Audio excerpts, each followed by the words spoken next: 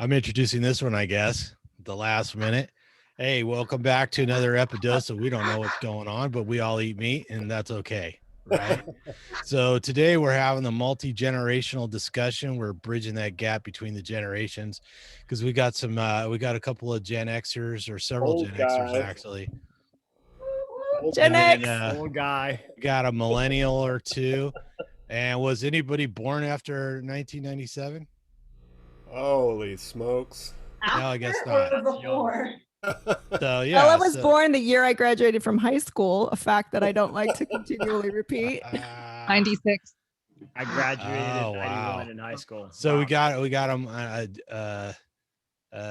guess the millennials, kind of like that millennial. Gen Z is like the 96, 97 transition period there. So we could theoretically be representing three generations here. So anyways, we're just going to get into it and see what our experiences are different. Obviously, I think that there's probably going to be more people my age range because more of us had time to accumulate health problems and more time spent looking for solutions. So obviously the younger you are, the less likely you are to have arthritis or, any of the other IBS or whatever you might have, So, I mean, what do you guys think? Should we open this up and ask the younger folk if they have any questions for us old geriatric types? I think we should just start by saying what year we all graduated from high school. Graduated. How about Justin, the year you graduated from high school and a song that reminds you of your senior year? Senior year. God, that's too long. Or your senior year prom song, if you can remember it. I'll start then because nobody can remember. Okay. So you people closer to that date might be able to remember, but we'll try to remember a song that reminds you of high school, even though it's really far away. So I'm Janice and I'm age 42. I graduated from high school in 1996, the year Bella was born and potentially Lillie as well. Yes. And the song that I remember from my high school prom was Eric Clapton, More Than Words. Oh, wow. That's a good song. That's a good song. Yeah. It's timeless. Who's next? Who's next? I'll go next. Go to Aaron. Yes, I want to hear it. 1984. Wow. I'm not trying to suck all the oxygen out of the room here.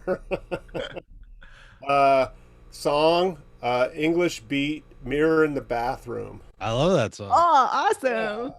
It's a great song. Yeah. Still listen to it all the time. Does anybody else know that song? I do. Everybody else does. Oh. I like English beat. The background doesn't even know who the English beat are. It seems like. English beat? No. Ska music? Yes. Yeah. Okay. And Stefani wasn't No Doubt originally ska? Yes. Yeah, totally. So Gwen Stefani. No Doubt played our college parties. Yeah. Oh, cool. Yeah, you could get No Doubt and Sublime, to play parties for you. And they actually used to have another lead singer, a male, and they were very ska. Yeah. No Doubt was one of my first CDs. I think we've lost the younger generation. Oh, what? Lillie my first CD too. All right. Wow, cool. Impressive. But no cassette tapes. Oh. I've got stuff on vinyl. I hate to say it. I don't even have a record player. I remember an 8-track that my dad was collecting. I remember pulling all the 8-track thing out of it. Yeah. The tape. Hey, I have a demo tape of Korn's first demo, actually. Oh, nice. Oh, wow, nice. Nicely done. I have an original Rage Against the Machine demo tape. Oh. Okay, I think we're losing the 20-somethings except for Lillie, who seems to like vintage.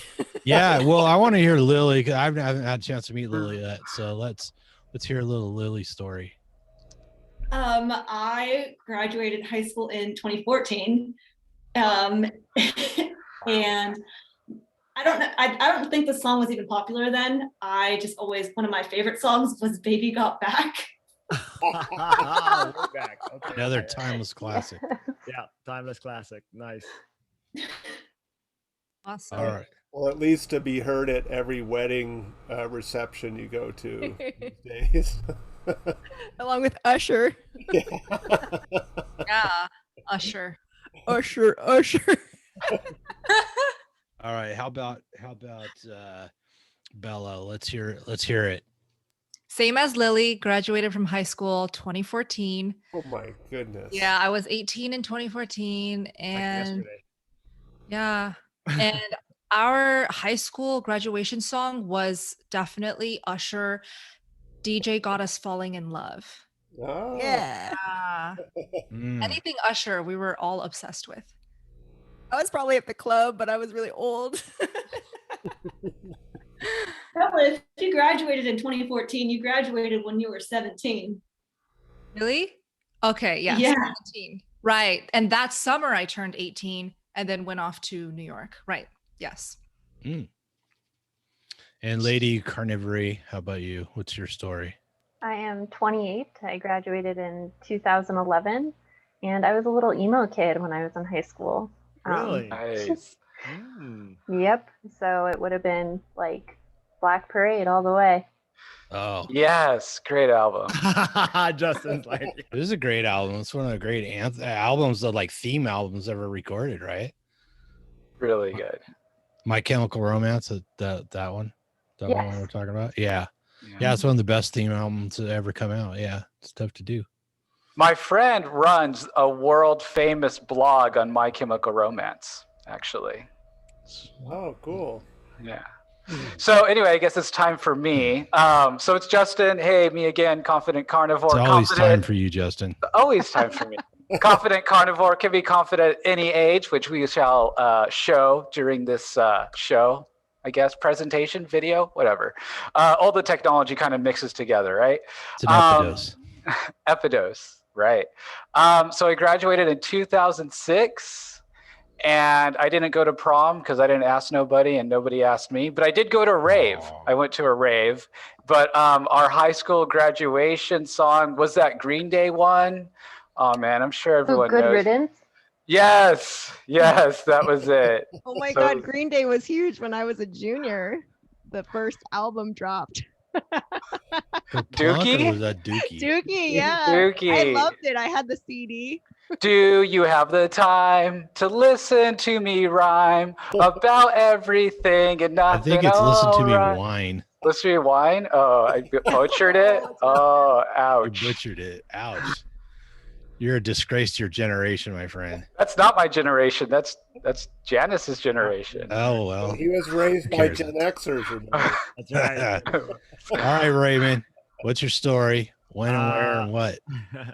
All right, I'm 49, graduated in 91, and probably song that's a hard one. Probably Def Leppard, Pour Some Sugar on Me.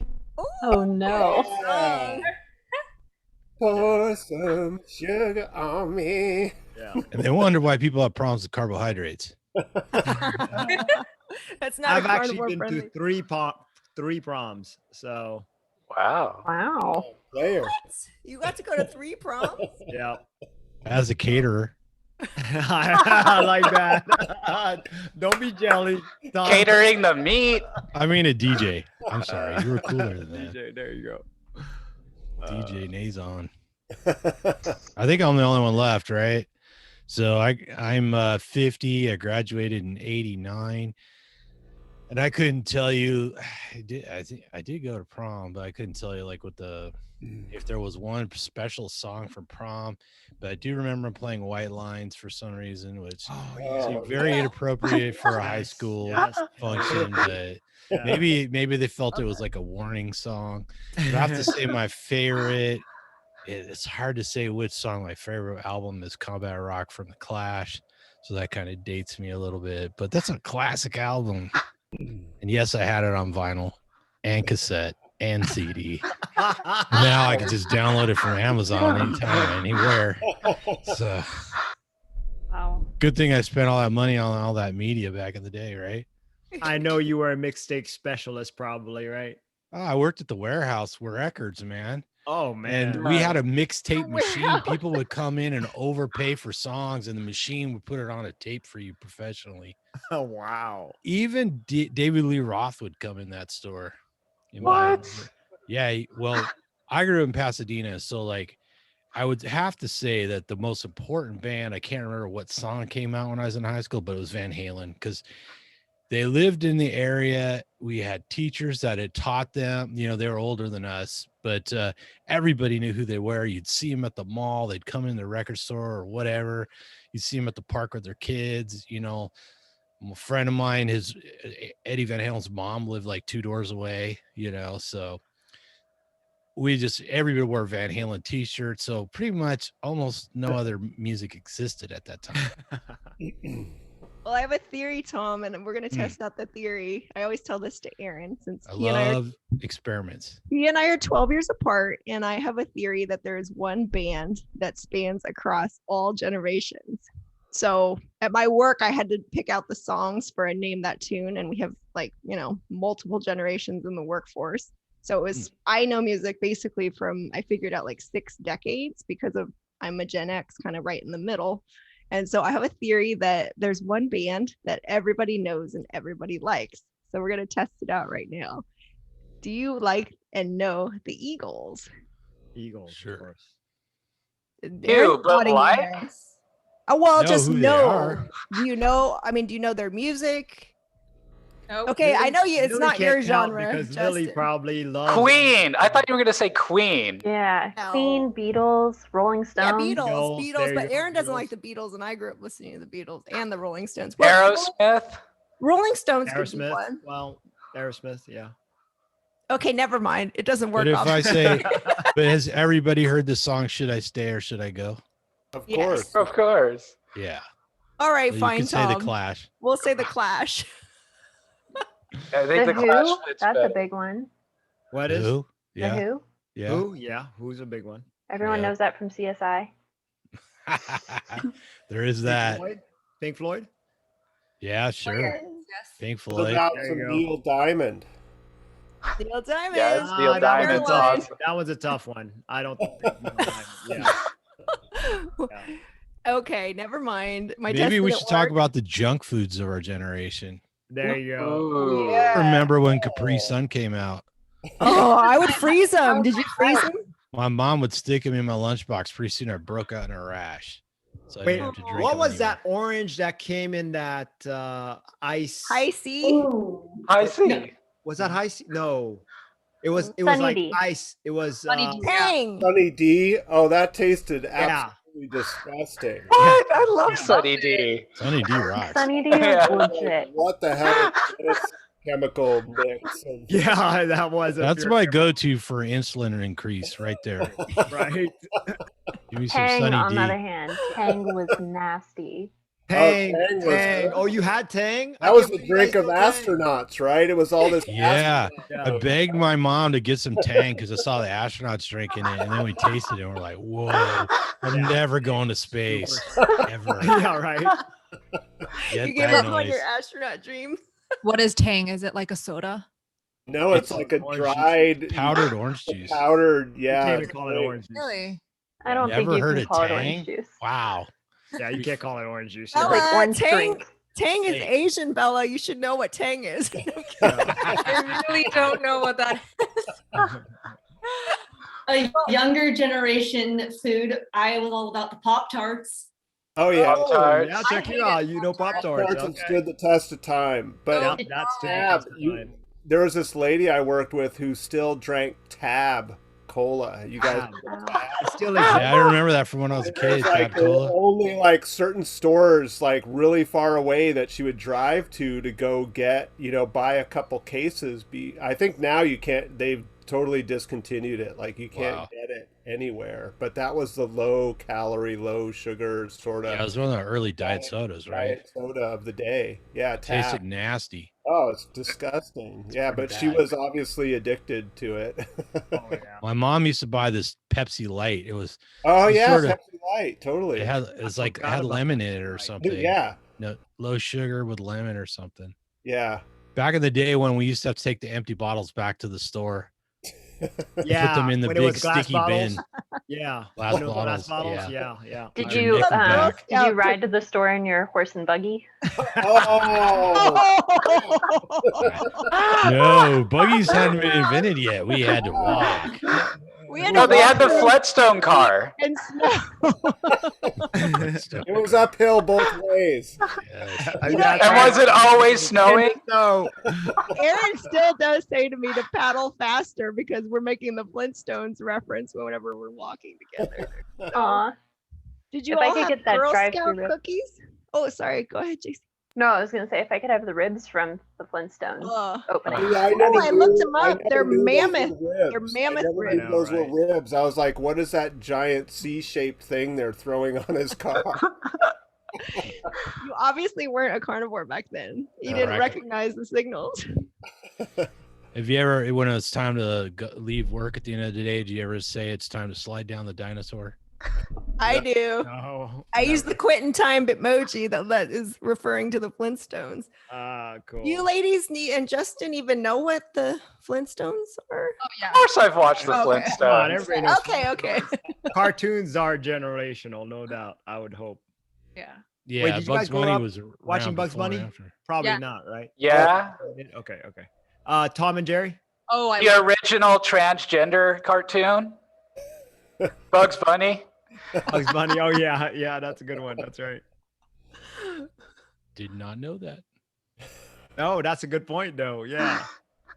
Very So good. Justin, do you want to pose your question to the older folks on behalf of the younger folks?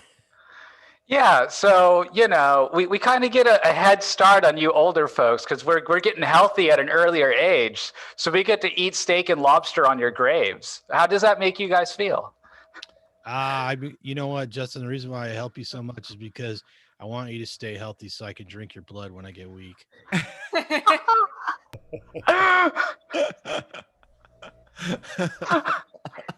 Just kidding.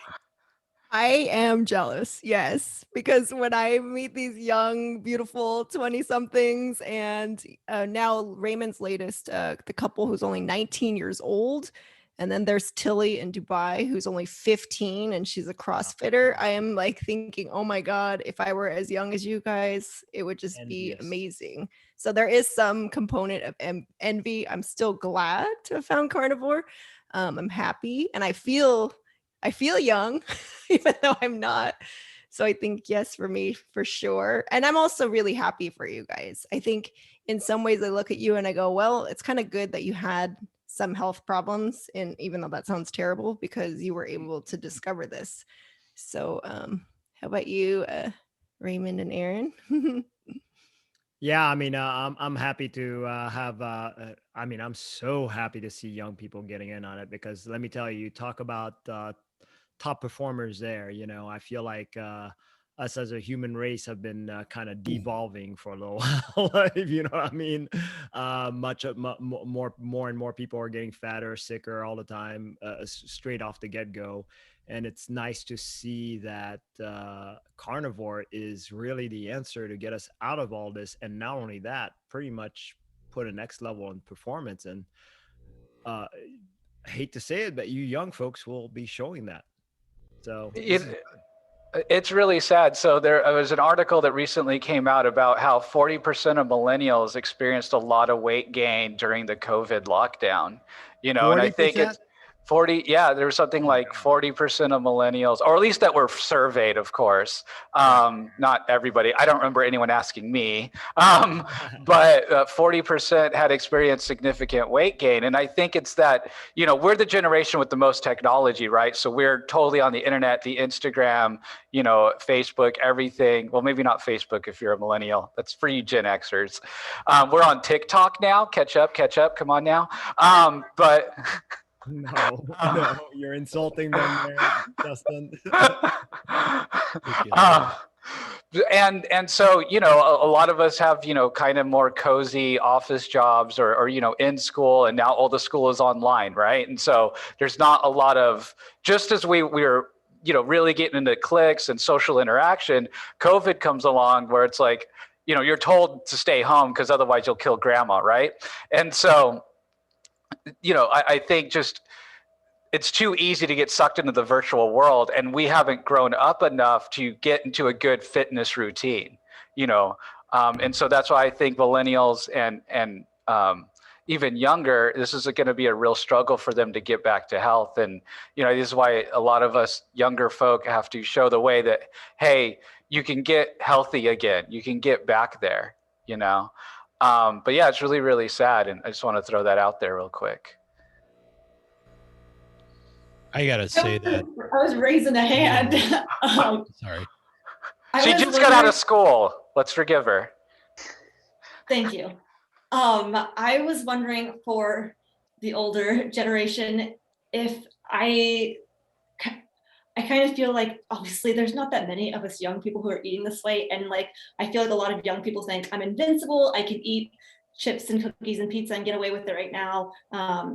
And so a lot of my friends do not do this, would never consider it, think like, you know, restrictive and all that stuff. And we'll see who's laughing one day. But do you guys find your friends are more understanding, or they go out to eat with you, and like, what is it having friends and being your age?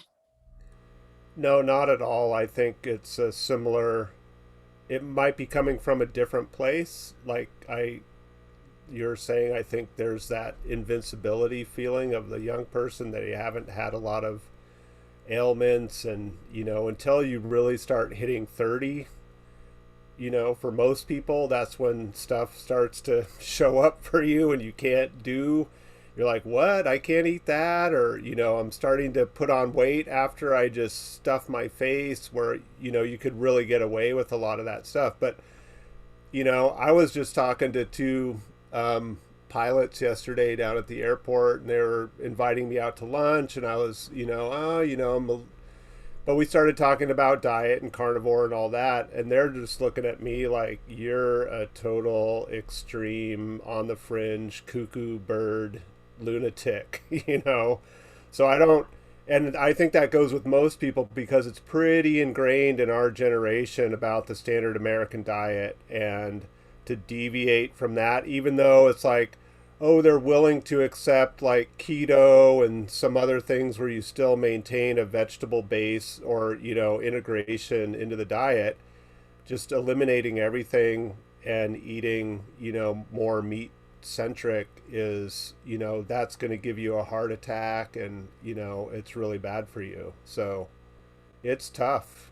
And to go back to the earlier thing for me, you know, that I'm really stoked that young people are involved, because I think it can sort of create a little bit of a paradigm shift for how we interact with food, and what, you know, people should be eating. And I think the examples that the younger generation is going to set, because there's all kinds of things that we're faced with now that weren't, you know, if I look back on photos and things from when I was a kid in the 70s, it's like you did not see somebody who was obese, you know, in a beach photo or whatever. There was like not a lot of that. There wasn't a lot of these other kind of crazy things. But for me as an older person, or a midlife, but now I'm changing it, it's not really midlife. If I live to like,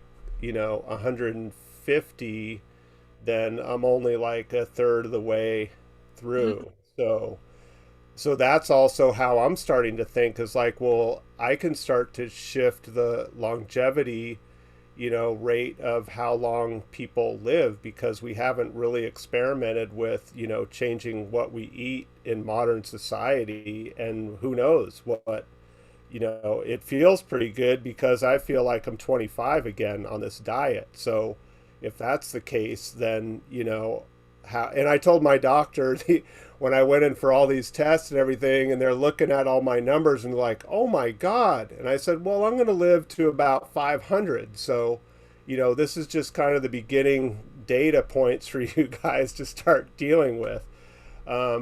And I, you know, I mean, I was kind of teasing, but in reality, I've really changed my view about what my lifespan looks like, which is kind of a cool concept to start to think about, you know. I just read something, I think in Judy Cho's book, that said that human organs are set up to live or to last 125 years. Yeah. Like just by the way they're designed. And I was like, oh yeah. So that makes us, whatever, what are we, like a third of the way through? And then you guys are just toddlers or children. I like Dependents. to say we've all been the victims of bad information, Yeah. And so every time we take an opportunity like just to say something, we're combating that bad information. But I always reflect, on the fact that I started keto and transitioned to carnivore the year after my mother passed away after fighting cancer for 25 years and never heard of the Warburg effect, never heard of the book of cancer as a metabolic disease, none of that. Wouldn't even dream of a high-fat diet. And it wasn't too long before that my grandmother died of Alzheimer's. I now have seen signs of dementia in my father, and he just is like, oh yeah, it's just normal, it's part of getting old, And my buddy that actually started keto with, the one we started together, he was the one who heard about this book. We both got it and read it. His dad was diagnosed with pre-leukemia, and we got him that book, Any Which Way You Can by Dr. Boz. He was all excited to try keto. The doctor talked him out of it, and now he's stage 4. So frustrating. That's the alternative, right? Yeah. So that's what we're really combating. What's that? Sorry, I was going to say I have a question, but go ahead. No, that was it. I was just saying that's what I think about. I think it's been really interesting kind of growing up more in social media. And I think with that comes a more, a bigger narrative, right? Like everyone has the same narrative of body positivity and healthy at every size. And I know that growing up in that was difficult for me, because when you are experiencing health issues at a young age, and I don't want to speak for everyone, but I was overweight, but I was being told that you can be healthy at any size. So it just didn't make sense to me. But I kind of want to know what you guys think about that and how you experience it. It's interesting because this comes up a lot. It's like that fine line between some people believe the only way to help people that are overweight is to shame them. But we also know that that's exactly what causes it sometimes, right? So it's not going to work with everybody. So, and not everybody's going to have the same body type, same body shape, or same body fat percentage or whatever. It's just that being overweight is indicative of a lifestyle typically, but not always, right? So anybody who's not living that destructive lifestyle, not eating the wrong diet, and I always say the diet comes first, right? Diet's like 90% of the battle. You got to be on the right diet so you can exercise, or you're just not going to get very far. You're not going to make progress, right? So I think that's a confusing message too, because it's okay to fat shame people if they're overweight. I mean, strangers do it all the time. And kids almost have no filter sometimes, and they'll do it, but adults do it too. So I think that it's important to tell people, it's like, the person at the gym who's got a few extra pounds, who's eating right, is not the concern. It's the person who never gets out of their house and sitting on the couch and thinking that by eating salads at any weight they're going to be healthy. That's probably the real problem. I kind of want to have a comment about just how I feel for younger generations. And so when I was a kid, the most decadent food that I remember eating was chocolate frosted flakes. They were chocolate frosted flakes. I had to get them. I begged my grandma to buy me them because I was like, oh man, this is going to be so good. I ate the entire box, I think, in like 3 days. And my grandma was like, never again. That box of cereal was $4 and you ate it fast. And so, no, I only ever had it, which was probably good. I mean, I don't understand. It's more economic reason. You're still here because there was only one box. Right, exactly.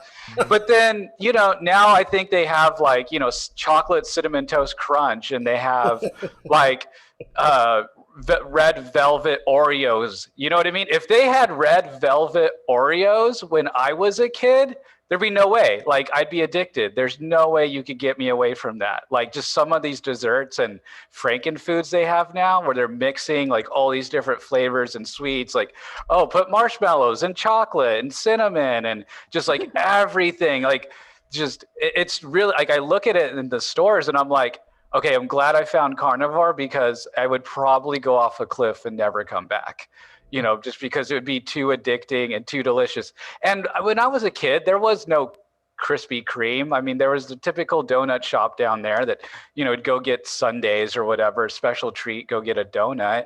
But there was no, you know, Krispy Kreme. And those are, I've had a few donuts from Krispy Kreme before Carnivore, obviously, and they're pretty good. But if you ever see the ingredients on there, man, that is a science experiment.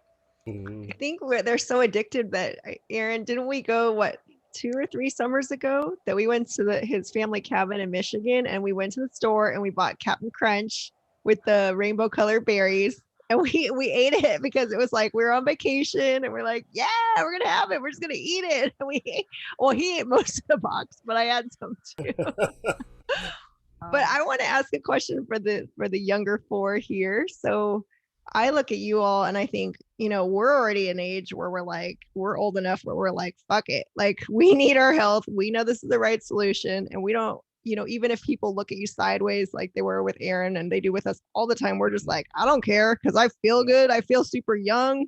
And I feel, you know, so it's like, you're already at the age where you don't care as much what other people think. But all of Janice, you know, share the story about, you know, what we were just talking about earlier, that you know, it was said, I don't remember who said it, but like, you know, come talk to me, you know, in 20 years or whatever, right? Or I'll be laughing when I'm doing well. And then you had somebody that you had shared with a long time ago, and they came back to you and said, like, so what is it that you're doing at work, right? Yeah, we have that actually, and you've had that as well, where people, because when you're older and you look, you know, fairly youthful, and you seem like you have a lot of energy and you look healthy, or your body's still in pretty good shape, people will be like, what are you doing again? Yeah. Right? Because they're already struggling. They're on like cholesterol medication, blood pressure medication. And so they're a little bit more open.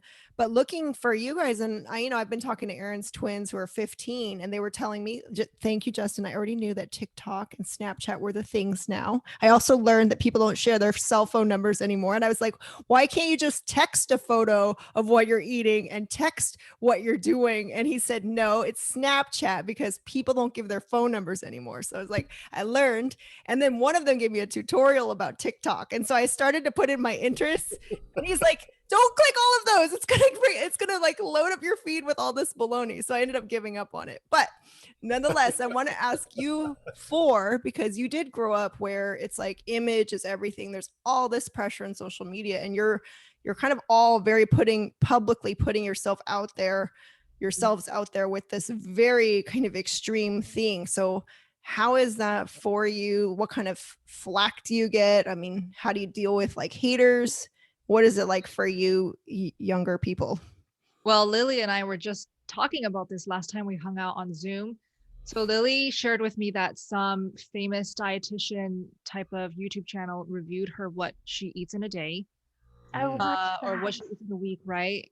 Allie, I don't know. She's not a dietitian or anything. She's just like a regular Joe Schmo. I mean, seems very nice, but you know, she's eating Jif peanut butter and like promoting that as like a health option for people, and then critiquing my video of a carnivore video. So she didn't criticize or bad talk you? No.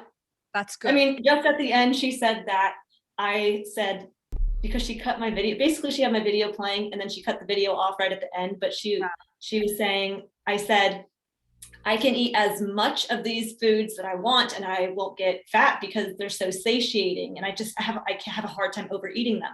But she cut me off when I said, I can eat as much as I want and never get fat. Cut it off, and she's like, this girl, like, of course, calories in, calories out, she's gonna get fat if she does that. And I was like, well, you cut me off with what I said, and then all these people were commenting, oh, she doesn't know what she's talking about. So yeah, that's what they always do. I also got reviewed by 2 really big vegans. It's always the vegans with me, and I think it's because I come from an ex-vegan type of history.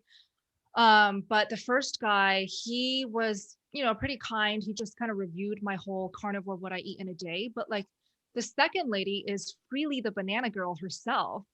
And she is pretty big in the vegan. Angry Freely. Nice. Oh yeah, she's very angry, and she just loves attention by bad mouthing others. So of course her followers requested for a carnivore girl, and she didn't do her research because she was not aware that I went vegan because of her. So she was like, oh, this girl was never vegan and she's not actually eating meat. She's doing it all for fame, and all of the comments were just like, you didn't do your research. A lot of people told me about that video and they were like, hello, I even know that you went vegan because of Freely. So it's a lot of these like review videos and hate whatever. They don't do their research. They just do it so they get more views. So by now it's like, if there's hate, I don't even like click it. I don't open it. If there's like hate comments, I never turn on my notifications anymore. I was talking about this with Tom and Janice and Raymond just last night. Like I get comments about me eating Simba all the time. I don't know if people are gonna, comment like that as a joke or as like seriously thinking that I'm gonna eat my own dog. But it's funny at this point. Wow, you're strong to take that, I think back to myself at your age, and it's like I totally cared what everybody thought, and I was like very susceptible, and there was no hardly any social media. Maybe it was MySpace back then or Friendster. Friendster. Oh man. Friendster. Wow. How about you, Lady Carnivore? What's it like for you? Well, in social media, I get the vegan hate too. I don't know why it always devolves into cannibalism. They're like, well, would you eat a human? And I'm like, you wish I would eat you. Like, go away. What are you doing? Not saying here? I wouldn't. I mean, really, I don't know why it always goes there. Mess around and find out. Right. Okay. But in my real life, it's been very interesting because when I first started my carnivore journey, I was like, hey guys, I'm only eating meat. And everyone was like, you need to see a professional. Like, you need to get help. This is not okay. And now, a year and a quarter in, and I post pictures and people like you, Janice, they come to me and say, well, what are you doing again? Yeah. That's awesome. That's an awesome turnaround. Yeah. Yeah. And I mean, for me, that's why I share my story. It's like, I just want everyone to know carnivore is an option. That's right. So I have a question as like an honesty check for everybody. If couple years in or however long in you start seeing some changes or things that are happening that you don't like, or you're not feeling quite healthy or something's going sideways, are you of the mindset of like this is just part of a bigger experiment and you're open to making shifts, or is it tough getting tied into some identity and some ideology? And then, because you could, if there's the vegetarians or the vegans on the other side that are going to fight tooth and nail about their diet and the benefits of it, it's sort of the same argument, but it's a different food source, and everyone's really sort of hardcore about it. And I'm of the mind of just like, well, I'll try anything. And if it starts giving me, energy and vitality and my inflammation's going away and I can, do all these things that I haven't been able to do in 20 years, or my focus is clear. And, what do you guys feel about your level of not holding on to something and experimenting with, because obviously you got here at a young age, not just by happenstance, or maybe so, but you've tried different things and seen different results. And is this the final be all end all for everybody? Dun, dun, dun. I'm definitely open to experimenting. Like I try fasting, and I do back to basics, which is mostly beef, eggs, butter, and salts. And then, I don't know, coming from a vegetarian background and being so like sucked into that ideology, but feeling so terrible all of the time. Yeah. like it blows my mind. Like, how did I stay eating that way even though I felt like crap all the time? But I think it's so easy with carnivore because you feel so great all the time. If it can get better, cool, I'm down with that, but I don't know if it can. It does. That's kind of like what I'm searching for, because I've been inspired by so many sources, including Janice and Raymond, that there are so many higher levels to carnivore. So I honestly don't see myself ever getting bored with carnivore because there's so many different ways to do it. There's so many different types of fasting alone to incorporate with eating carnivore. But like when I do think long term, I'm always thinking towards when I become a mother, when I have kids, because that is something that I am looking forward to. And I always think, like, what if I'm pregnant and I stop craving for meat and all I'm craving for is something that's not animal based? I mean, if that happens, yes, I'm willing to just eat it for the sake of me not throwing up in the bathroom or, for having a healthier kid. But when that time comes, I'll do my research and I'll make sure I'm doing the right thing and I'm eating the right things. But right now, I feel like I can be carnivore until like the end of time. It just feels so great, so easy, so fun. Run out of cows. Yeah. Yeah, we run out of cows. I'm eating a lot of them. Yeah. Hey, when the vegans attack, my tactic is always to just keep sending them studies. So like they make some criticism and I send them something from PubMed. They just get exhausted so fast and give up. Tom's white paper warfare. Well, it's interesting. I mean, I feel like too, in sort of when I've asked that question or when I think about it and listening to a lot of people have discussions about it and through our own interviews and things, this isn't where people are starting out and they've just latched on to something, it's like it's almost like the group it's pretty obvious that everybody's totally into optimizing and figuring something out and really being honest with their body about that. And I really love that about, this community, is that it's people come from all kinds of backgrounds and all different experiences and everything. And it's like, well, this is where, for right now, this is where we've all landed. But I don't think anyone seems like they're totally, in a fixed mindset about this is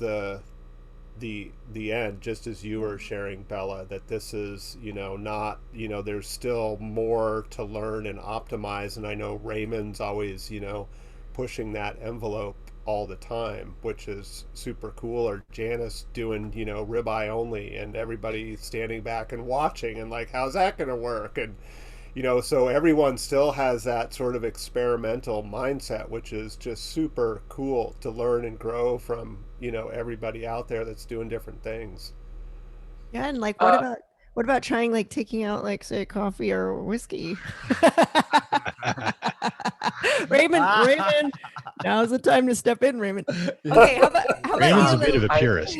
How about you, Lillie? Well, I want to hear. Oh, and then I actually did not come into like eating a carnivore way from having like any mental illness or disease or anything. I just, my boyfriend has more of that going on. So it was just kind of easier for us to cook the same and grocery shop the same. And so it was kind of awkward me eating my Krispy Kreme donuts that I was eating every day. And so then eventually I was like, okay, well, I guess I'll just like stop slowly but surely over months. It took me a long time. And then at this point, like I'm not super strict carnivore either. And I know some of the ladies know this too, but I have told them too that when I don't, like right now, I was telling Bella this yesterday, but I had dandruff for a really long time and I used Head and Shoulders dandruff shampoo my whole life. And then once I started eating carnivore, my scalp started burning and itching like crazy. And for months, I just kept putting in the chemicals in my head. And then one day we were like, what if I just stopped putting these chemicals in my head? And my boyfriend was like, your diet has changed. You probably don't need dandruff shampoo anymore. So I stopped using it, super nervous that the dandruff was going to come back, and it never did. But for months now, for probably 6 months, my head still itches in the back of my head. So for this month, I have been experimenting with adding onions, garlic powder, and like some just antifungal like seasonings that I think is going to help with the itching going down. So it's been helping me a little bit. But I feel more tired. I feel less, like, more brain fog. I feel like I'm not waking up super alert, Buddha belly or bloating. I'm going to the bathroom like 3 times as much now. So like, even from just a small amount of vegetables, like today I didn't have any vegetables whatsoever. I didn't have any seasonings, but yesterday, well, I would say 95% of the time I'm only eating meat. So maybe like two times a week, I'll have some celery or some onions. And I just, even with such a small amount, can notice such a big change. And it's like, wow. Perhaps you need to apply the onions and garlic topically. I have thought about that. Soak your head. Well, I'll take any advice. Anybody have tips? I will put garlic all over my head if that means like it's itching gone. I just wanted to comment on the carnivore community as a whole. So we have some people that have, I don't know if you'd call it defected, but I mean, you know, Paul Saladino's a big name, right? And his honey and you know, his carbs and stuff like that, the changes he's done over the last year. And then you have the Strong Sisters, right? And I don't see anyone really taking away their carnivore cards. You know what I mean? There's people that want to, or they get like, you know, the occasional, you know, boo or whatever. But for the most part, I think the carnivore community is the health seeking community. And so it's just like, well, it's making them feel better. That's cool. I don't know if I could do that, or I want to do that, or I don't know the science behind that. But if they want to take this experiment in that direction, go for it, and I'll support them. You know, I'm not going to say boo or whatever. Yeah, I might not buy the next book, but I'm not going to, you know, be there like, you know, like an angry cat, you know, chopping away at the typing boards, you know. And then about the social question that Janice had. So I've always been an outcast for like everything. And by the time I found carnivore, all my friends had kind of rowdied on down. It's like we'd kind of peaked and partied, and we were all just kind of not partying anymore just because, you know, loss of friends, addictions. I just want to take a second to shout out to my buddy Squall, who's entering detox tonight. So blessings to him for getting his alcoholism under control. And so, you know, I was in that life. I was in the party life for a good decade. I've lost a lot of friends. I've lost friends to addiction and just, you know, straight death due from, you know, drugs and alcohol. And, you know, my migraines and carnivore, I don't have to worry about that anymore. You know, I know I'm not going to down a bottle of Jaeger, you know, and try to go party somewhere and end up, you know, who knows where, you know what I mean? Wherever the night would take me. And, you know, throwing up all over friends' houses and all that stuff. You're a much better party guest, carnivore, than you were before carnivore, right? There you are, you know, you're cleaning up the vomit now instead of making it, which, I mean, I don't know if that's fun, but it makes you more, you feel kind of like better. And I saw one of my friends and, recently who actually has gone vegan. So he's actually gone the opposite way of me. And he told one of her other friends, damn it, Justin looks really good, which is funny because he was always the pretty boy of the group. And now I'm the pretty boy. I'm the belle of the ball now of the group. And so he's decided to go vegan, which is kind of making him like look worse, even though he doesn't see it yet. And here I am, you know, I'm rising and I'm seeing a lot of friends falling. And I've kind of talked about this before, that when you're very ill in your 20s or younger, it looks like you're falling behind in life, and you might legitimately be falling behind in life. And then now with carnivore, your friends, unfortunately, not that we wish any ill will on our friends, right, or family members, but now that we found carnivore and they're still standard American diet or vegan or whatever they're trying to do, now they're starting to have health issues. You know, now they're starting to get type 2 diabetes. Now they're starting to get, you know, arthritis. Now, you know, this, that, now they're having to go get prescriptions. And now you're going the opposite way. And so now, like, now I'm surpassing people that I felt like that I had a chip on my shoulder that I was really falling behind on. And now I'm really rising. You know, I feel like a rising star now. And So I think that's just so cool. And, you know, it's like, but all of us, right, also have the feeling of come fly with us, right? You could rise too. We want all of us to achieve as much as everybody can. I hear you, Justin. Sure. I think about my 30s because I started being vegetarian in my late 20s, and then I carried on through my late 30s. And I feel like those were like my lost years, you know, because I just declined so much and I became so like wimpy and, you know, weepy and just pathetic that it's just like, and it was hard because I felt like when I was younger and my body was more forgiving, you know, I was considered somebody with a lot of potential, you know. I mean, I was a good student, valedictorian in my high school. Everybody was like, oh, you know, she's going to be successful. And it was just like, I just felt myself deteriorating, you know, and like my performance just going down in all areas. So I do. That's why when I look at, you know, you all who, you know, you're in your 20s and 30s, and it's like, the sky's the limit for you, you know? And I feel similarly that it's like, you know, Aaron and I, we walk around and we feel like we're starting to rise while other people are starting to like, and especially with the pandemic, and you start to see people that like coworkers, when I see them back, and it's like people put on 20, 25, 30 pounds, you know, because they haven't been going to the gym anymore and whatever was kind of sustaining them. So I guess we should ask the most hardcore carnivore coach, Raymond, whether he would ever turn back if it was suddenly discovered that honey was a magic food, or Bart Case cerule product with stem cell algae from the Klamath area. Would you forget about carnivore and ribeye? So I'm only, the only reason I'm so hardcore, just to be clear, is because I don't like the idea of, I'm picky. I like ribeyes. It's just that simple. I'll do the cheese, but you know, I can't actually wait to get the Anderson protocol again for 6 months, like what you're doing right now with the ribeye. Because this is what I know I feel best and perform the best. So I want to say for me, you know, there's some people, I don't know if you guys have noticed. So like you'll go through high school and they always tell you that that's going to be the best years of your life, or college or whatever, the best years of your life. And really none of that was the case for me. So I guess I was a late bloomer. The best days of my life was after I turned carnivore. And I'm telling you, I mean, just like Aaron was saying about feeling 25, I mean, I'm outperforming my 20s I mean, by a long shot. Things that I can do is just unbelievable performance wise. And not only that, I would not ever have imagined myself being you know, a coach, much less a leader in any community. You know, I was always overlooked by and bypassed by everybody. Never really had the confidence, always kind of hiding in the background kind of thing.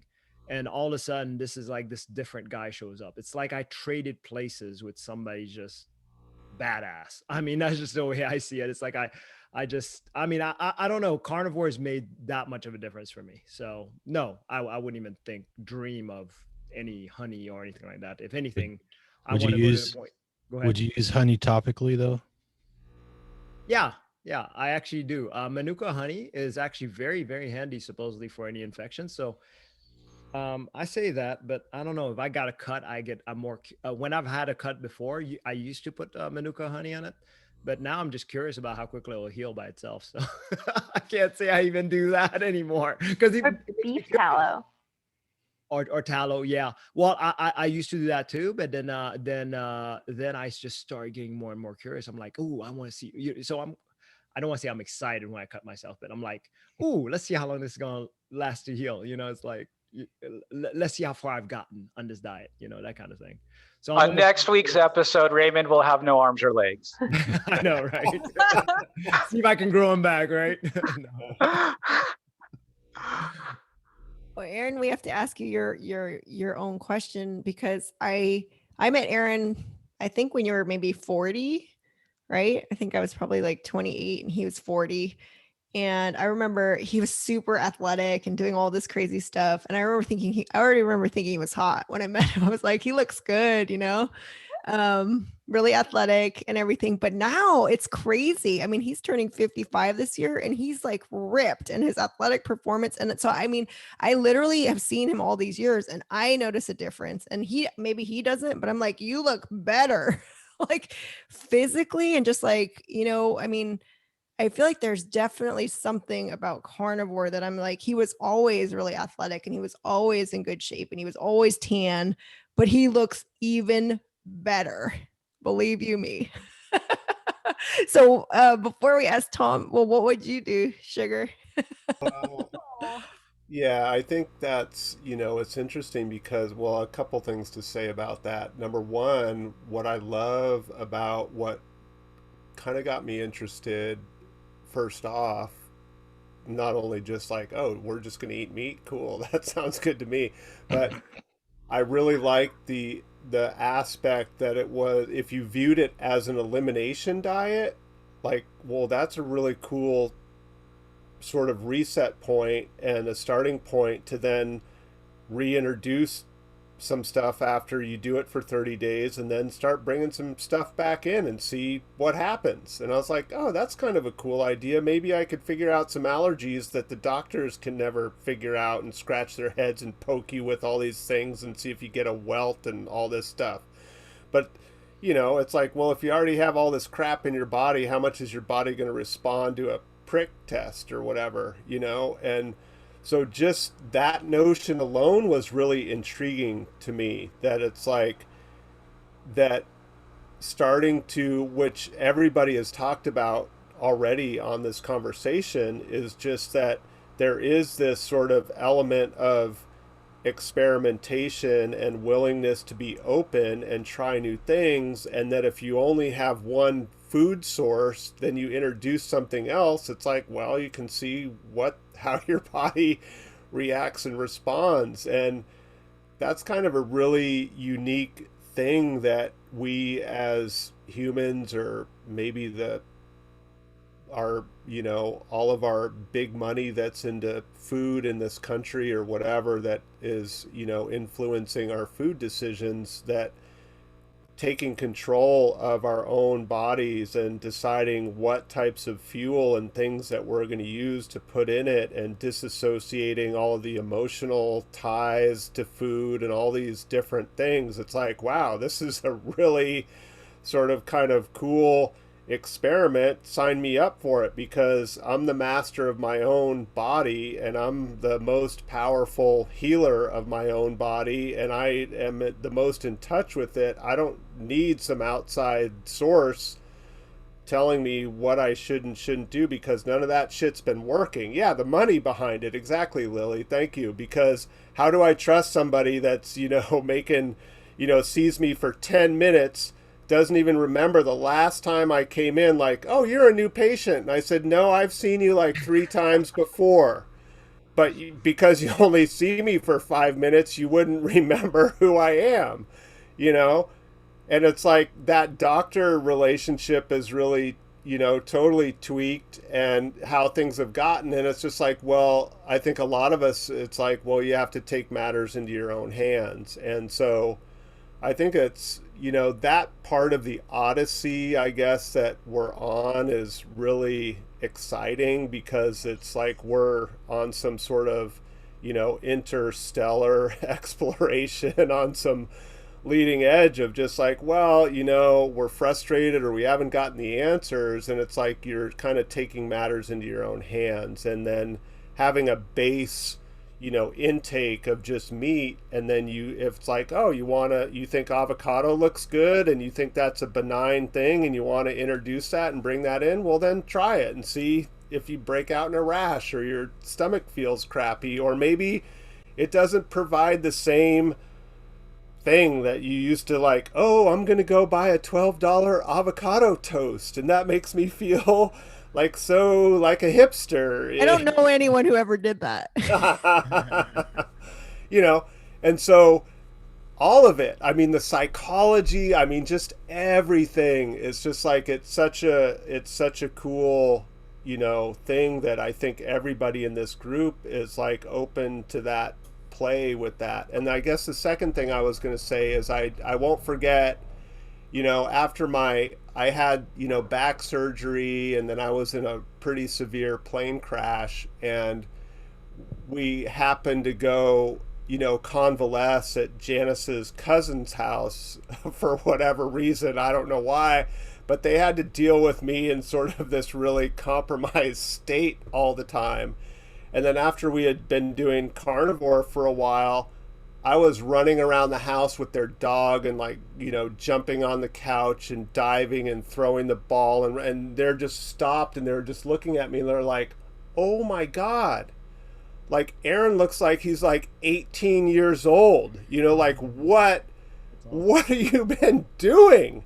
And it's like, I wasn't trying to put on some performance or, hey, look at me or anything like that. But, like, as you guys all have said and what you feel, it's just like that they, getting that confirmation from the outside world about, people that have seen you in different phases of your existence, to then see something that's showing up, and it's a just like Justin was saying, it's like you're this rising star or whatever, and people start standing back and taking note. And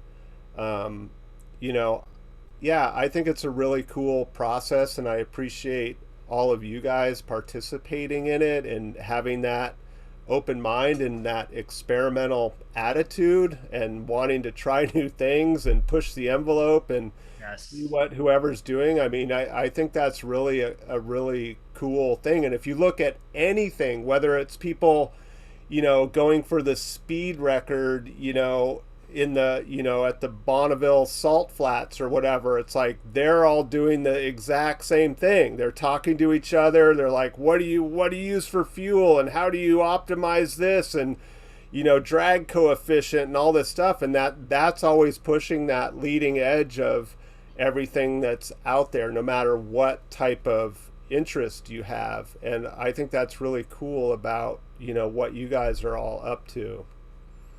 I love how you say that, Aaron. I just want to add a little bit to that, saying that this is our first chance to actually explore what the perfect human diet could be too. Yeah. So I'm actually doing these experiments on myself, but seeing replications amongst younger people, that it's happening even greater and better. That's just wow, eye-opening for me. Raymond's guinea pigs. Well, I don't mean to make it I'm one of them. I don't mean to make it sound like that, but I mean, like for example, some of you probably don't know this, but I'm doing an experiment where I'm not going to brush my teeth or floss for like a whole year. Yeah. And yes, I am married. So just to let you know, not for long. It's just, I know, not for long. It's just, this will prove, if this diet is that horrible for us, my teeth should be falling out. I should have really poor teeth. And I don't believe, so far it's been 4 months, no problem yet. Yeah. So we'll see at the end of the year. So I'm just giving examples. I have Did we not. talk to your wife though? If you can make it through Halloween. Notice, I kiss her. She doesn't notice. So fine. You know you're not brushing your teeth. I know. I also haven't used any soap products, shampoo, or, which Lillie, you'll probably like hearing that, shampoo or soap on my body. I just soap for my hands. It's been a year and a half now. So no problem. I shower once a week, by the way, BTW. Same kind of thing, because like you don't need it. Like Lillie was saying, it was like, well, I get irritated after I shower and I feel better when I don't. And then we all have these hang-ups about personal hygiene and what we're supposed to be doing. And it's like, well, what if that shifts and you don't need to do that, Exactly. Or it comes down to a personal taste. I mean, people like, I like showering, feel good. But if it starts to be an irritant, or you don't see the benefits and the people around you don't notice anything totally, Janice maybe could chime in. I don't like when you shower. All of his products started to give me like chemical reactions. like just the smell would like make me feel sick, especially since going carnivore. And he smells so good unshowered, and I don't like when he washes off his natural smell. It's so irritating. I'm like, stop showering, because it like washes off whatever pheromones. First time that was ever said in the history of modern man. Oh, truly, I don't like when he showers, right? because then he like I can smell any note of anything that's in the weird chemically like Is that Irish Spring? or deodorant. Yeah. Oh my gosh, Irish Spring is the worst smell. It's disgusting. The youngsters even know what Irish Spring is. You guys know Irish Spring? Yeah. There used to be a lot of soap. A lot of commercials in the 80s. They don't advertise. I feel like they don't advertise soap as much as they used. But there's some like whistling in the background and like somebody showering out in a green meadow. They also don't advertise chewing gum anymore. That was a big deal. Chewing gum. So Tom, what about you? Would you quit carnivore if something else proved to be better? Yeah, I mean, I'm with everybody. I like a good experiment, you know. And if I suddenly saw some compelling evidence of going vegan, it's gonna get me to 150 or something. We didn't have to exterminate all the. Oh, vegan can get you to 150. You just won't be able to lift your head or neck up, and you'll be like in an iron lung. But I mean, that'll get you there.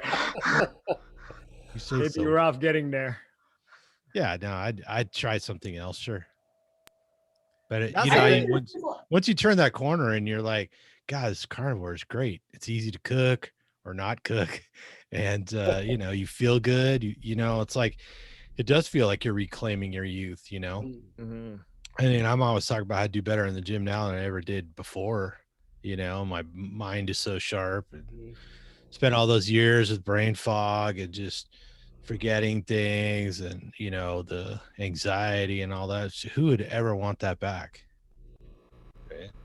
And who'd want a long life with that on there on top of that? Yeah.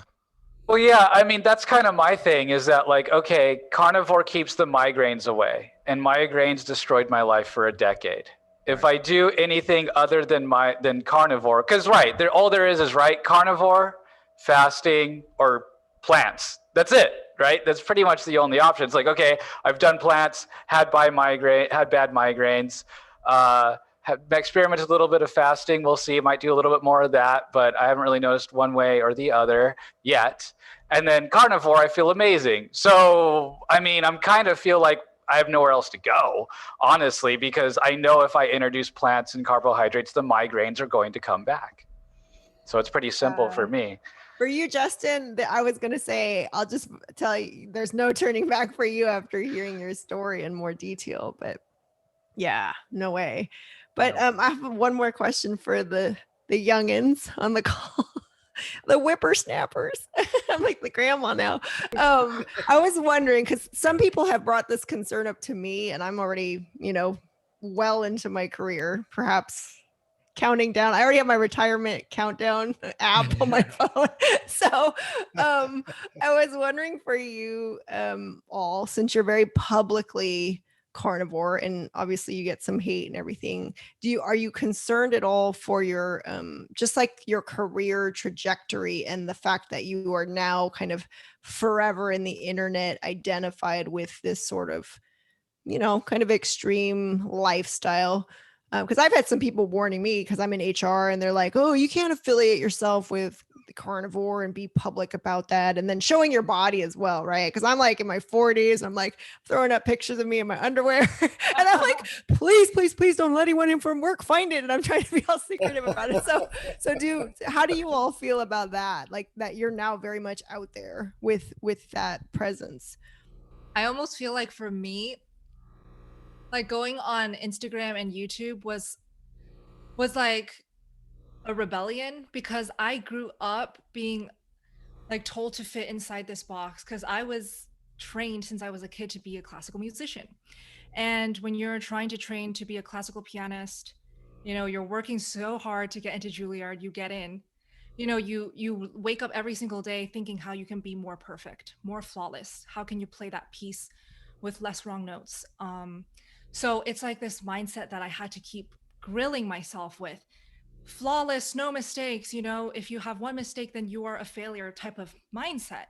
So when I finally graduated, I almost see like COVID as a blessing, because when COVID hit and I didn't have to rely 100% of my future on music and classical music, I had this freedom to explore something that I was actually interested in. And that was like sharing online, doing like Instagram, and just sharing my story about how carnivore changed my life. And I also have to say that when I went carnivore, I just started at Juilliard, and it really changed how I could take pressure, how I could perform in front of people live. Like, it just changed how I performed as a musician. So I just was so intrigued and so passionate about sharing what Carnivore Diet can do, like to someone as like young as me, right? Because I think like Carnivore Diet right now, at least, it's promoted as something that can change your life when you're really ill, when you're going through a lot of health conditions and stuff. But like, you know, I had autoimmune issues, sure, and I didn't have my period. Pretty serious, yes, but I still could, you know, go about life doing my best and being very focused and whatever. And when I combined diet with hard work and grit, my gosh, I felt invincible, you know? So like COVID hit and I was like, time to get out this story. So I really just enjoyed every like process, like every step of the way, because it was just so fun. I get to share the beef that I'm eating. My classmates get to be like super intrigued as well. And I get to convince them to also eat more like low carb. So I was like changing lives in real life of my colleagues, but also people online. So it was like this new passion. And now I just see it as a blessing, honestly, because if I didn't have a chance to like go online and stuff, I would still be killing myself in a practice room alone. And I don't like to be alone. It is a solitary life being a pianist. So I just feel really lucky that I can be immersed with people like you guys now every single day, like make such great friends and talk about stuff that I actually want to talk about. Whoa. Well said. Wow. Yeah, I just feel grateful every single day that I have a career like this. I mean, I get to work on my own hours, so it's pretty phenomenal. Nice. Yeah. Who's next? Yeah, I guess I'll say, honestly, I don't remember the question, but I think it's something on like, I get, yes, the negative comments, but I feel like just go back even further to the first time we were talking about negative comments. Honestly, when I get the negative comment, I'll take the person's name and I'll say like, I hope they have a better day.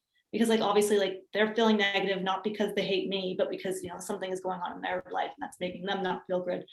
But the more I just bring out positivity and just put out the good energy, I don't really get the negative comments. I mean, as much when I'm just being happy. And I instead have received many more comments from people saying how I introduced them to carnivore, how they lost 15 pounds, how they've got to the ideal weight they want to be at, and just like feeling like, what? Like I did that, or like I helped you, or it's just, I want my family to see that, you know, I want my family and I want my friends to hear it more than like random people, but it's so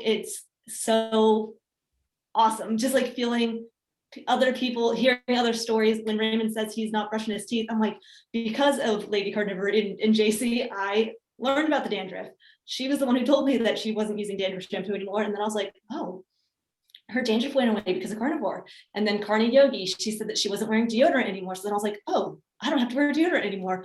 And it's just like conversations like these when everyone's sharing like, this is what happened to me. And then I start being like, wow, this is like revolutionary. How come we are just like, I didn't learn anything in school about organ meats. I didn't know what liver was. I never heard of, like, how do we not teach these things to people? And to be a voice and to like share that with people and to like bring a few more days to their life, it's like, I'll take a million negative comments because I know that I'm true. Like I know where my head's at. Oh, beautiful. Wow, that's a pretty bad high school that they never told you what a liver was. Man, those health classes, guys have really gone downhill since I was in high school.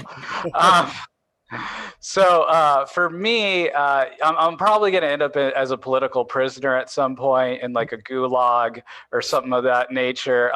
Probably talking about a carnivore is probably the tamest thing that I talk about, honestly, as far as like on the internet and everything. Probably be on like an FBI most wanted list or something like that. And so, yeah, so for me, I'm used to being an outcast. I'm pretty outspoken about several different things you're not supposed to talk about in our current society. And so, I'm, to me, it's like, okay, yeah, like you might get these negative consequences in your life, right? But if we shy away from the truth, if we shy away from carnivore or whatever you're passionate about, it's all those people that you could have helped, right? Or all that truth, all that bright truth you could have brought to the world. And now, because you're scared, you're not going to. And I feel like that's just doing the world a disservice, because it's not about me. It's about all the different people that could be helped by my story or by this diet. I have no ego about it. All the great philosophers, right? They live a meager life. And it's not that what they said was worth money. It's just because you could either serve money and power, or you can serve people, truth, and justice. And it seems not quite possible to serve both at the same time. So I take a really deep philosophical stance with it. I love that, Justin, because I feel like, and I want to hear from you too, Jacie, but I feel like the thing that's fun about collaborating with the millennial generation is I just derive a lot of energy and inspiration from that, because the X generation was a little bit more like following the boomers of like, you got to get a stable job. And it's like, the millennials are more like purpose driven contribution, like what you're all talking about, like, oh, I'm doing something that's meaningful and positive and it's helping others and it's bettering mankind. And you're not as worried about like, oh, I need to get a pension or I don't know, or like, it just feels like so inspired. And I've always been kind of like pulled between, my parents' generation, like they're the boomers. And then I kind of look with that admiration to the courage that millennials have, because you guys are like, everything's bullshit because everything kind of fell apart. And it's like, especially once COVID hit, it's like, well, now everything's up in the air. But just being able to be really purpose driven like that and to find something and then like be an influencer, that's something that is like very like, I just am like dipping my toe in the pool going like, oh, this seems like risky, but I derive a lot of energy and inspiration from hearing you all, and that you're so driven and you have so much energy. I mean, partly based on your youth and the zeitgeist, of your generation, but also because you're carnivore. So it's like a triple multiplier effect, so it's kind of fun to like, cruise around with you guys and like try to learn. Bella sends us a little video on how to post a story on Instagram. Raymond still hasn't done one. I passed my test. I posted stories per Bella's tutorial. No, all Raymond does is just repost my story tags where I tag him. I'm actually impressed that he can do that. That's honestly that was pretty hard. Okay. Wait a minute, though. Is zeitgeist an old person's word? It's like the spirit of a generation, right? Oh, I know, but I'm just... Well, I don't know. I'm just making sure I know what it means before I. But anyway, I mean, Robert Greene, who wrote 48 Laws of Power and the books about human nature, he talks about every generation is like responding, right? They're responding, and we go through these cycles. I think it's every 4 generations. And it's like, I feel like, I don't remember what he said about this one, but I think we're in a period of renewal. And like, I think Justin may have said it in our interview about that, you want to, rather than fixing what's broken, you want to create a new paradigm, a new society, a new world. And I hear that from all of you. And I just love it, because we're still kind of like defending and like feeling this discomfort of like letting go of what we knew before. But you guys are like open frontiers. So how about you, Lady Carnivore? How do you frame all this? Yeah, I work in healthcare. So that's interesting, especially seeing as a lot of our patients could be helped by eating a better diet. And so it's interesting to be a part of the machine that is keeping people sick, but at the same time wanting to be an influence to make that machine be better. That said, my bosses, I think the original question was, am I worried about it affecting my career? My bosses this year for Christmas gave me a cowboy Wagyu steak. So Wow. I think I'm okay. I do think you're okay. Yeah, and I know I've shared this on Lillie's channel, definitely, and I think in my conversation with Janice as well, but I was a vegetarian and I came from a history of eating disorders and mental illness, and I see my younger sister who's a generation, or she's not a generation, she's 10 years younger than me.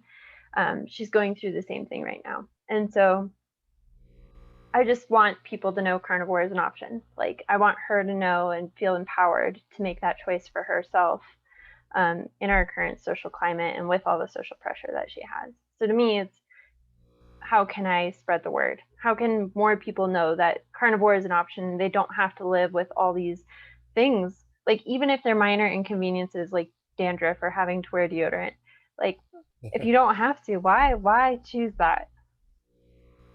Yeah. Totally. I don't know about you guys, but I'm just so curious. I want to ask Jacie and Lillie, like, have you guys checked your audience age category, like the percentage? Yeah. Is it like very little percentage for our age, right? And most of the percentage who watches our stuff is older, which I find, I mean, I'm not surprised because most carnivores do start because like health issues and they're already kind of mature. But my goal is to just get that percentage in the younger age category larger, because that's what I want to target, like ladies and dudes my age. Mm-hmm. Got to get on that TikTok. I don't know if I want to do TikTok, just because I don't want to like dance and not speak and just do motions to music, you know? It's so strange to me. So Bella, when you say the age range, is it like Justin's age, my age, Raymond's age, or Aaron I think and Tom? mine is like 34 to 45 is my strongest age range. Yeah, mine is like half 30 to 45, and then the 45 and above. Predominantly those two categories. Well, I mean, you know, a lot of younger people aren't watching videos on health. I mean, why would they? They feel okay. They're watching video games. They're watching, you know, reviews of movies and entertainment and cultural stuff, you know. So my idea, because I'm an internet sleuth, so I kind of watch what everyone else is watching, or at least I try to see trends and things like that, is incorporating carnivore into sport, incorporating it into gaming. So like I have an idea of doing like a Yu-Gi-Oh channel where I do duels, like Yu-Gi-Oh duels, and talk about carnivore. You know what I mean? Like just mixing your interests and your passions together so that it kind of is like subterfuge. You know, it goes in it's undercover of the main subject. So you're drawing in a different audience of a whole nother set of people, but they're getting the carnivore message or whatever message you want to spread. And so that way you spread out, and, you know, you're getting the message, and, you know, introduce yourself to more audiences. Yep. That's a good idea. Yeah. And that's what kind of Janice's angle was with sort of our, you know, adventure lifestyle and all of that, is that we would show all these different things that we're up to and then integrate the eating into it, but not really be sort of preachy and whatever about it, but just like, wow, those guys, all they eat is meat. And, you know, look at their delicious meal, and they're doing this in every environment or whatever, and they're always up to something, and they look like they're having fun and whatever. So it's like trying to, just as you're saying, Justin, it's like we'll hit all these other interest groups or whatever that might not be specifically looking about diet, but, you know, you get to tie into, you know, whatever it is, stand-up paddleboarding or kayaking or flying or whatever. Well, and I've recently added a new thing, which I'm thinking, oh, it really doesn't seem related to carnivore, but I'm doing like my process of tidying and, you know, going minimal and essential, because I'm really interested in those things. And it seems unrelated, but I wasn't ever able to successfully do it until carnivore. And it's like now I'm just much more clear and decisive, and I'm patient and focused. And so I'm going through the process of like, doing the Marie Kondo method of tidying and my house and my space. If it does not bring joy, you must get rid of it. That's her, right? But that's the part where I mean, a lot of people are into that, and I'm actually. But the fridge is going to look that way too, right? Well, the fridge will always be very easy to be minimal, but I think there's just that, like, it's. I mean, if someone was like carnivore and like tidying, it doesn't seem related at all. And yet I wasn't able to execute that, something that's really important to me, without being on this diet. And now it's like all of a sudden it's just flowing and I love it. And I'm feeling so good doing it. I can slow down and I'm really present, and all of those things I tried to cultivate before, but I couldn't because I was improperly fueled. It's like I would just read book after book after book, but never be able to actually implement it. So I think there are a lot of different angles, and I'm glad Tom's now posting his crazy weightlifting stuff on Instagram. I mean, I think that links together a little bit more for people, right? Tom's like a hardcore like gym guy and he's eating all this meat. I mean, that's like a natural nexus there, right? I mean, tidying and ribeye don't exactly go together. Well, but I think it doesn't matter where mental or physical or a mix of both. If you can show that the diet facilitates more activity and more productivity and more happiness, that's the winning thing, right? Like we say with exercise all the time is 90% diet, but it could be 90% diet for everything else in life, right? Like tidying up, or just meeting a goal, or starting something new. A lot of people have trouble starting something new, but you get rid of the depression, the anxiety, and your motivation comes up, your energy comes up, and you want to do things. You find yourself doing things you never could quite get yourself to start in the beginning. So good point. I mean, for me, that's the bikini prep. Yeah. Oh, you're right. I mean, I never would have done that. Yeah. And I think of all of us, I don't think any of us, I mean, maybe Lillie, since you say you didn't really have any kind of like, mental stuff, but I think a lot of us mentioned that we wouldn't ever be putting ourselves out in a public way or recording ourselves without this diet, just being willing to put yourself out there in general and do something and say something that can be recorded and then retrieved. Right. This is gonna live on forever. Good. I think cavities, body odor, washing, deodorant, and all that stuff came up, I just want to throw that out. I know Ray and Justin have heard this a few times, but it's your favorite factoid. It's one of, I love dipping into the reads and the science, but the tooth thing always bothered me. It's like, why, when agriculture comes along, do we all of a sudden see that people get dental disease, and particularly dental caries or cavities, right? And it's because of streptococcus, primarily. The same thing that gives you strep throat eats your teeth, right? And it lives on starch, and it cohabitates with candida in your mouth, and they work together to break down starches so that they have more food, right? So right there you see cavities, sore throats, and fungal infections tied together with the diet. And bad odor. And then when it comes to body odor, the primary bacteria that causes body odor is staphylococcus, which causes staph infections, right? And it's called Staphylococcus hominis for human beings, and that too likes these starchy compounds to live on. Somehow it eats them even on our skin, out on the outside. Well, it lives on the inside and the outside, but that's primarily where body odor comes from. And so right there, we see that, like, these things that we think are normal to, you gotta bathe all the time, you gotta put deodorant all the time, you gotta brush your teeth all the time, and on and on and on. And if that were really required for good health, the human race would have never got here, right? I'm not saying our ancient ancestors smelled as good as we do, but they wouldn't have survived, right? Their teeth would have been falling out of their heads, and they would have had all kinds of diseases. They probably would have died from staph infections and strep throat and stuff like that if they had been eating all these carbohydrates. And we can look at some animals. I mean, most animals don't own toothbrush that I know of. So that's another way to look at it. And also, I doubt they bathe every day or anything like that. We're probably the only animals that probably do these things to an excess. So it makes you think. Now, I'm not saying I know the answer. It just makes you think.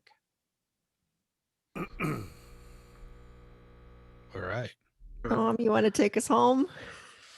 Well, it was quite an adventure tonight, huh? This is a group that's never met before. It went great. It was good meeting Lillie for the first time, and Aaron officially. Aaron, I know you from all your videos, so I got to get caught up on Lillie's videos. But anyways, it went well, and I like to say, whatever you do, eat some more meat so you feel better. And until next time. Don't fall down the carb hole. And you get to turn it off, Janice, because you're in control. Nice to meet you all. It's so nice